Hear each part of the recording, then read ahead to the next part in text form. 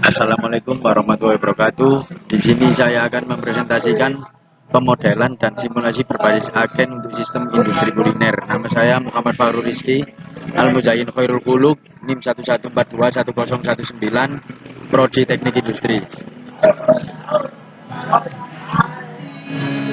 Industri kuliner merupakan salah satu sektor ekonomi yang penting di Indonesia. Namun, analisis kebijakan untuk pengembangan industri kuliner cukup kompleks karena melibatkan banyak faktor yang saling terkait. Pemodelan dan simulasi berbasis agen-based modeling and simulation, dapat digunakan untuk memahami karakteristik dan perilaku dari setiap pelaku dalam sistem industri kuliner dan dampaknya secara keseluruhan. Kompleksitas sistem industri kuliner, banyak komponen terlibat. Sistem industri kuliner melibatkan banyak komponen seperti konsumen, pelaku usaha, pemerintah, dan lingkungan yang saling terkait. Interdependensi rumit, setiap komponen saling mempengaruhi satu sama lain dalam sistem yang kompleks. Unsur ketidakpastian aktivitas konsumen dan industri kuliner dipengaruhi oleh banyak faktor yang tidak pasti. Pemodelan dan simulasi berbasis agen, pendekatan bottom up ABMS memodelkan perilaku individu agen dan bagaimana interaksi mereka dapat mempengaruhi sistem secara keseluruhan.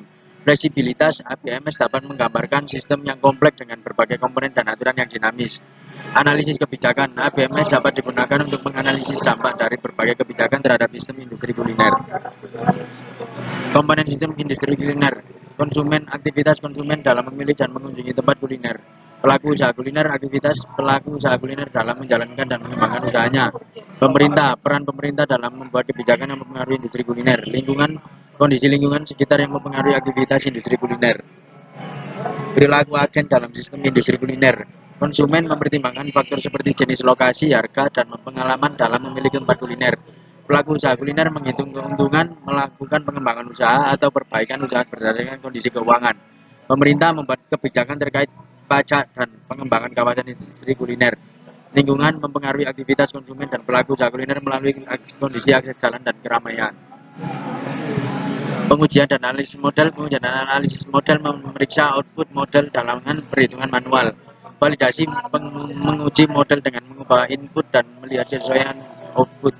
Menganalisis output model untuk mengevaluasi dampak kebijakan. Contoh penggunaan model, tujuan pemerintah meningkatkan pendapatan pajak dari industri kuliner di suatu kawasan. Alternatif kebijakan meningkatkan presentasi pajak dan batas terkena pajak serta mengembangkan pertumbuhan industri kuliner di beberapa area.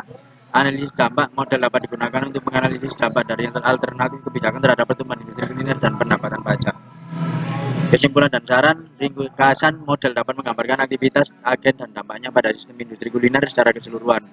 Model valid dapat digunakan untuk menganalisis dampak kebijakan, saran penggunaan data aktual, mengurangi asumsi, dan peningkatan efisiensi pemrograman untuk mengembangkan lebih lanjut.